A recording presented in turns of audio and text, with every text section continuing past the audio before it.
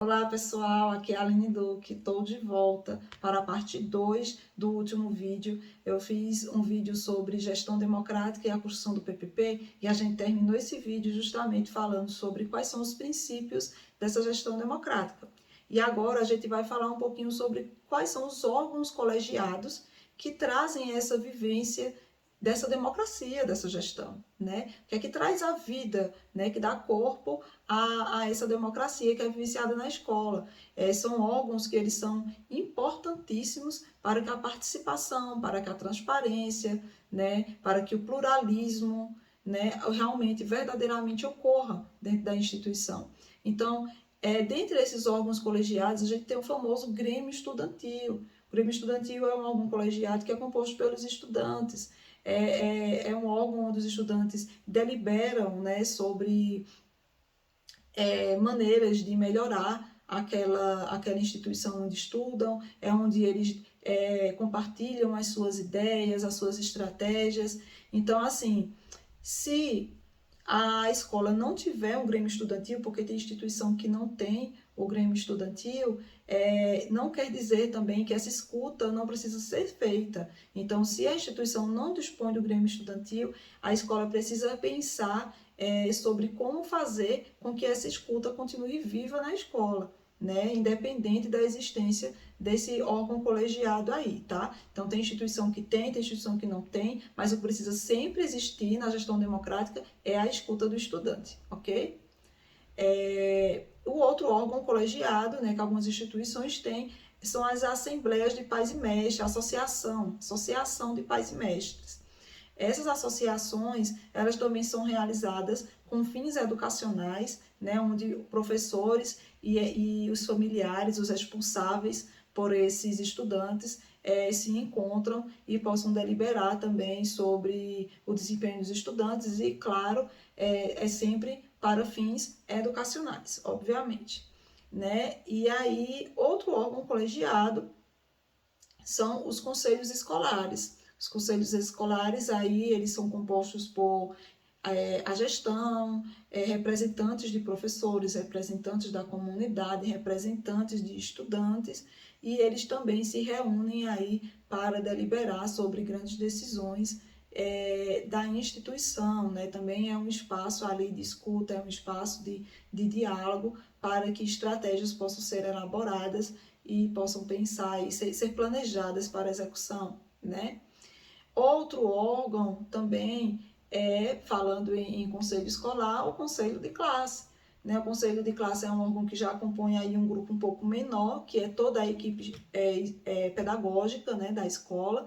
Então, toda a equipe pedagógica ela se reúne a fim de discutir sobre o desempenho dos estudantes, a definição de novas estratégias, né, a discussão sobre novos métodos, novas abordagens de ensino para que se melhore aquele desempenho ou até mesmo para a manutenção daquele desempenho que vem sendo bom, né? Se o desempenho vem sendo satisfatório, então a gente mantém a mesma coisa, a gente vai mudar alguma coisa, a gente vai, porque vai mudar o contexto, como é que faz? Então, assim, são reuniões que são realizadas para se deliberar, para se discutir, né, para se refletir sobre o desempenho dos estudantes, né, para avaliar. É um momento também de autoavaliação do professor, é quando ele também pratica bastante. A autoavaliação do professor precisa ser feita durante todo o processo, na sala de aula, fora da sala de aula, em reuniões pedagógicas, em todo momento. Mas esse é um momento bem específico e bem interessante que o professor também pode praticar sua autoavaliação diante dos seus colegas também, aprendendo com seus colegas. É um compartilhamento, é um momento de partilha de conhecimento, de avaliação, de novas estratégias, enfim, é um momento que pode ser bastante rico, né? E o outro órgão colegiado é a Assembleia Geral. A Assembleia Geral, ela realmente é o órgão colegiado aí que tem um número maior de pessoas, ela é aberta a toda a comunidade, ela deve ocorrer pelo menos uma vez por ano, né, aí, e ela é feita também para a discussão de resultados, a discussão de estratégias, a discussão de planejamentos, né? É votação de lideranças de outros órgãos colegiados. Então, assim, ela é realmente um órgão aí para grandes pronunciamentos, né? E é por isso que é aberta a toda a comunidade, ok?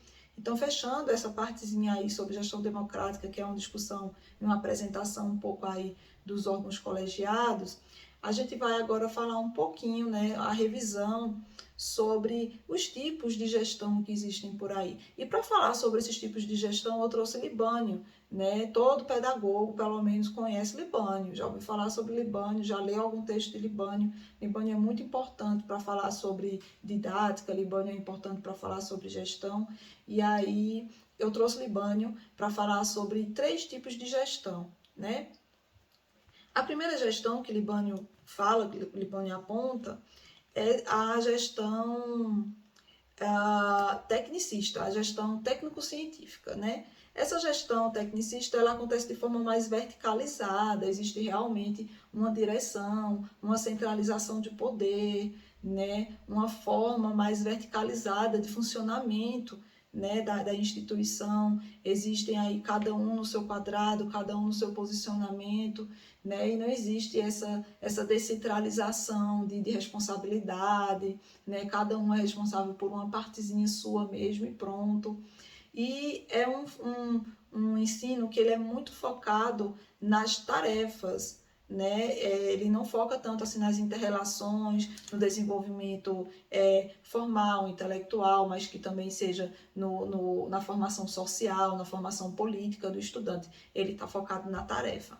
Isso por quê? Porque essa é uma gestão que ela é mais característica da educação particular, do ensino particular, do ensino privado, né? E o ensino privado, ele tem um meio e a educação pública tem um fim. Como assim? Por que que a educação privada tem um meio e não tem um fim também? Como assim? É porque o que é o meio da educação privada é o lucro. Então, o lucro não pode ser um fim, porque o lucro é o que move tudo. Então, a educação privada ela é formada, né, ela tem um foco que é um meio que ela tem, e esse meio é o lucro, e o lucro é o que faz com que se pressione, com que se gere essa pressão por um resultado de um estudante que esteja preparado para o mercado de trabalho. Geralmente é isso, né? É preparado para o trabalho, para o mundo do trabalho. Então, eles, com esse foco, com esse meio que é o lucro, que gere tudo, que movimenta tudo, eles vão ficar focados num único aspecto de desenvolvimento da humanidade e eles não vão focar tanto no desenvolvimento político, né? na evolução política, na formação política, na formação social do estudante. Ele vai estar focado no estudante que vai estar mais preparado aí para o mundo do trabalho, então por isso que é muito ensino, técnica, prática, né, pesquisa, mas ele não vai estar focado nessas outras tangentes, vamos dizer assim, tá? A outra gestão é a autogestionária. Por que é chamada autogestionária? Ela é autogestionária justamente porque ela não tem liderança.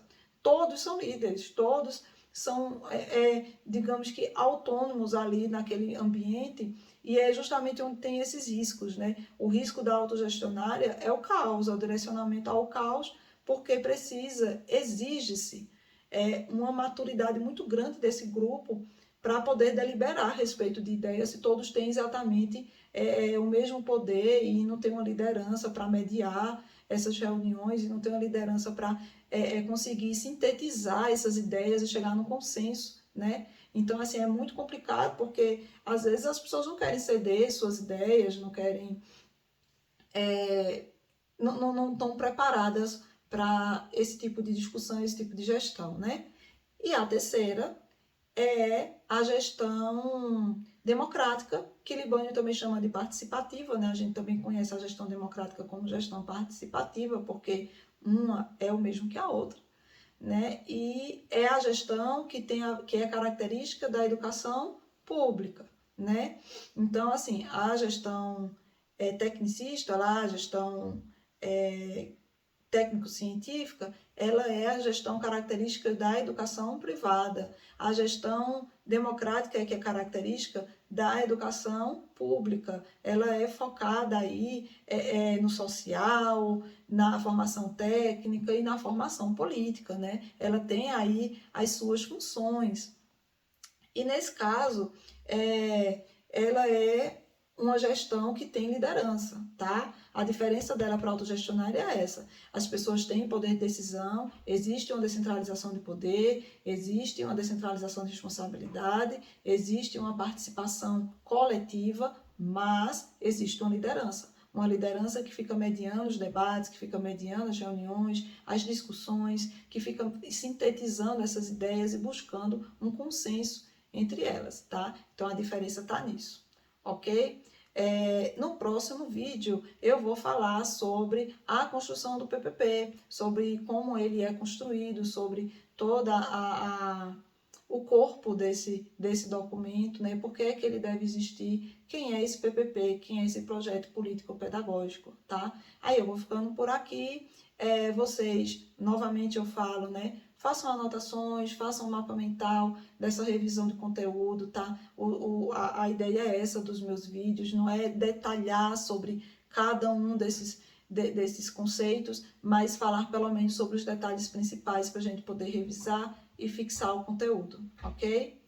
E aí, por aqui a gente fica dividindo conhecimento e vamos pensar.